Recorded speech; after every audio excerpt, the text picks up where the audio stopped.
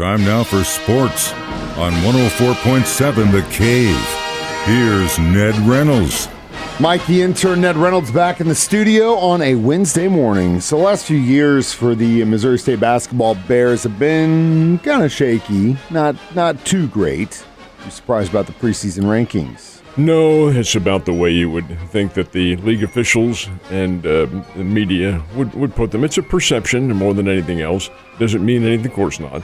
It's bulletin board material for most of the teams, and a note of praise for the top teams in the league, or at least the team that's expected to dominate. It's Drake in Northern Iowa are 1 and 2. Bears are picked for 6th. Well, this reporter, and I know Dana Ford and the Bears agree with me, I think they're better than that, but we'll have to find that out. The thing about it, Mike, is it's based on last year's performance and who's coming back and who has been added to the team. And the only thing you can go on, the only fact is you don't know. You don't know how these new players are going to react. They're all good when they come in. They wouldn't be recruited otherwise, but the fact is that they have proven themselves on the court. And again, you'll have to wait and see. Now, Lady Bears get their ranking next week. I would suspect that they should be a top pick. But in this case, the Bears are a preseason pick for 6th. How'd the recruiting go for them this year? Well, Dana says very well. He's very pleased with the people who they have in there. The player of the year, the Bears do have one preseason player of the by player of the year. I'm talking about first team All-Valley, and that's Donovan Clay. And Donovan's been around here for a long time. He can almost apply for ARP retirement because he's been here for 4, but he was Valparaiso for 2. That COVID year still figures in there. And he is considered to be the top player, the leader on the team, as he should be. But again, you don't know how things are going to work out. You don't know what the rhythm's going to be. Yeah, that's what it really comes down to, especially when it comes to basketball. What teams are expected to win big in the college basketball rankings? Well, the Associated Press rankings, which is really the hallmark for all the rankings, both in professional sports and in college, had their women's rankings yesterday. The men came out the day before. And, of course, Kansas was number 1 with the men. In the women, defending national champion LSU will be the number 1 pick. They are, followed by UConn. Now you say, well, UConn's always there, and that's true, they always are. But they had a down year for them. They made a deep incursion into the tournament, but it wasn't what UConn expects, and that's because their player of the year, Paige Beckers, did not play. She was out with a knee injury all year. She is back, and they have a very good team. Connecticut's picked for number 2. Iowa, with Caitlin Clark, the nation's player of the year last year, who's already played 1 exhibition game and hit DePaul, which is a D1 team, for 34 in front of 55,000 people. She's a really, really top-notch player. Iowa's 3rd, UCLA 4th, Utah 5th, and South Carolina, the national champion the last couple of years, is in 6th. So it's a pretty good array. And ladies basketball is coming on. It's making a big inroads into the public sports conscience. That's not with the men yet, but I think maybe in time, maybe your time, but not mine, we will see the ladies right up there at the very top. Well, we'll have to wait and see. Change in venues for the Big 12 basketball tournament in Kansas City. And interestingly enough, it involves the ladies. Yeah. The Big 12 tournament is played at what's called the T-Mobile Center now. It's the old Sprint Center. That's old. It's a new arena. But it's right down the street from the old Municipal Auditorium. That's where the ladies in the Big 12 played their postseason. And it usually ran pretty much in conjunction with the men, not literally day by day, but the ladies played at the old Municipal Auditorium, which is one of the most historic venues in the country.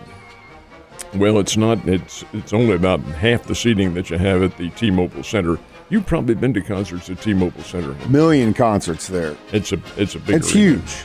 It's very nice. Yeah, very nice. Well, that's where the ladies are going to play. Starting in March of this year, they'll play the week before the men. I think it's March the 6th through the 12th, and then the men pick up the competition March the 12th through the 16th, and it'll all be at the T-Mobile Center. Kind of sorry to see it leave the old Municipal Auditorium.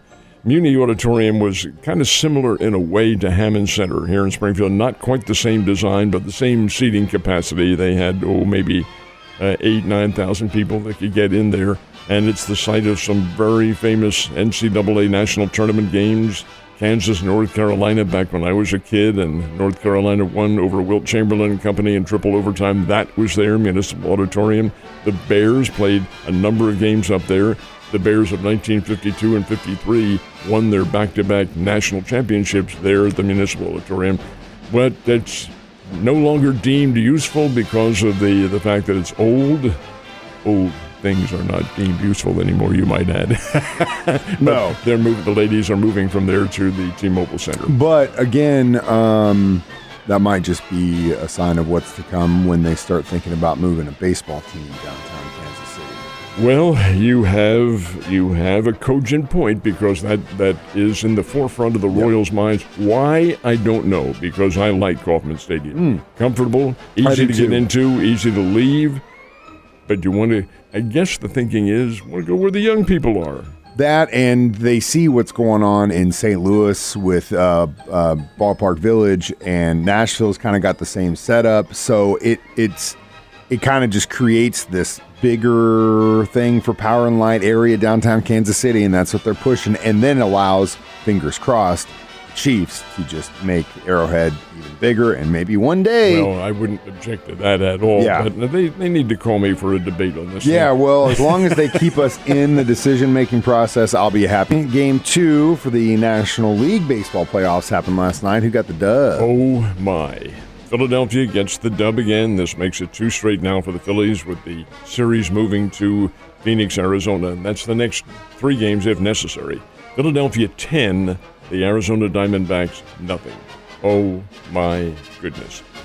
Arizona's starting pitcher last night was Merrill Kelly, who is an outstanding pitcher. Started for the USA team in the World Cup this past March, the World Classic, I should say, World Baseball Classic. He's an absolutely fine pitcher, has a big winning record for the Diamondbacks this year, All-America, Arizona State University. Kelly got, I wouldn't say torched by Philadelphia, but he was hit rather hard. He gave up, I think, 4 hits and 3 runs in the first 4 innings, and then they took him out, and that's when Philadelphia really took target practice. But of those 4 hits, 3 of them were home runs. Get this. I don't think I've ever seen a figure. In 4 games, the last 4 games, Philadelphia has hit 15 home runs. 3 of them last night, 2 of them by Kyle Schwarber, who is the leadoff man, for heaven's sake. And then you had another one by Trey Turner, who the Phillies spent zillions of dollars to get from the Dodgers. Hey, this is a club, big spending, but it's also coming together. They really play well. Now, that was only half of the equation, the offense. The other half was Aaron Nola, Philadelphia's starting pitcher, All-America, LSU. He threw 6 innings, struck out 7, allowed 3 hits, and pitched shutout baseball. Then the Philadelphia relief corps came in and shut out the Diamondbacks the rest of the way. This was awe-inspiring. Now, I know I have an allegiance as a boy toward the Philadelphia Phillies, but it's pretty good. 10-0 over Arizona. Now, the next 3 games, and again, the third one would be, if necessary, are in Phoenix out at Chase Field. And I'm sure the fan base out there will be just as rowdy because Philadelphia's UV. Doubt it.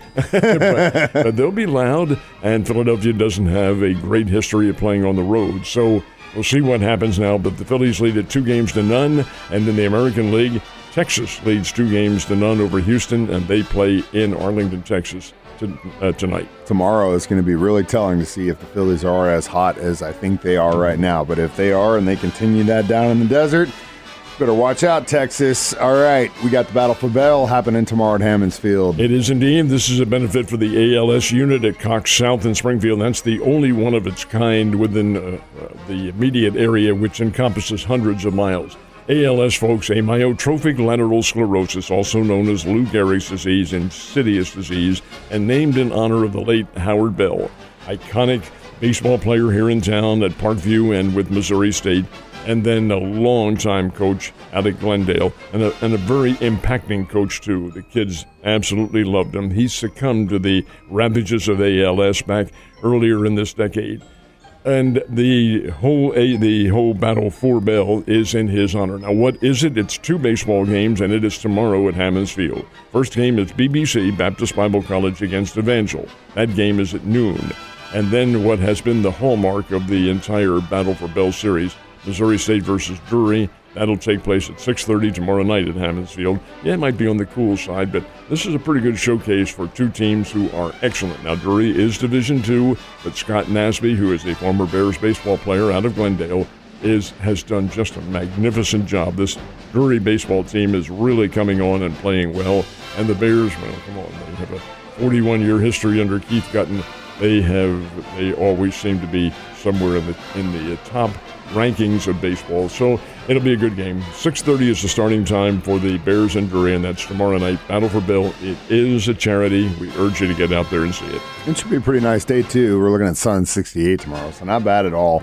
I know Ned's suite over at the Great Southern Bank Arena is starting to get prepped for a whole season of men and women's basketball. When are you going to start saying in Shea Ned? My suite, the Shea Ned, is a single seat that's way up in the corner in the rafters. Shouldn't be telling anyone where you sit, because then everyone's going to start buying you drinks. No. That's not going to happen. Yeah, well, we'll see. You know where to look for them now. We can yell and we can officiate and all that shit with my buddies up there. Anyway, the first exhibition game for the ladies is November 1st, and the Lady Bears will play Missouri Western. Each team, Bears and Lady Bears, has one exhibition game. They do have closed-door scrimmages that the public is not allowed to see. Thank you, but nonetheless, the Lady Bears and Missouri Western, that's November 1st. The Bears will play at November 2nd, the second day, and they will meet Westminster, which is a Division III team from Fulton, Missouri, and both are designed, of course, to be workouts for the Division I teams, and that's probably what they will be.